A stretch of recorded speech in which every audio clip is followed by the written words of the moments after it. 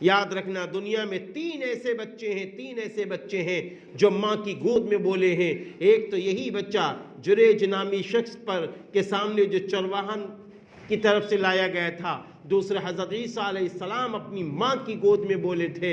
اور تیسرا ایک وہ بچہ ماں اپنے بچے کو دودھ پلا رہی تھی اور راستے میں گھوڑے کے اوپر ایک بہت اچھا شان و شوکت والا آدمی جا رہا تھا, بہت شان و شوکت والا. تو ماں ہوتی ہے نا, ماں نے دعا کی اے اللہ میرے بیٹے کو ایسا بنا دینا. تو اس بچے نے ماں کا دودھ چھوڑا, کہا اللہ ایسا نہ بنا.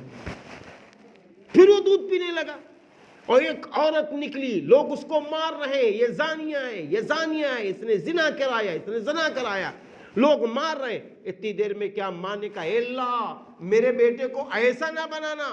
بس اس بچے نے کہا اے اللہ مجھے ایسا ہی بنانا. تو ماں نے کہا یہ کیا بات ہے؟ تو اس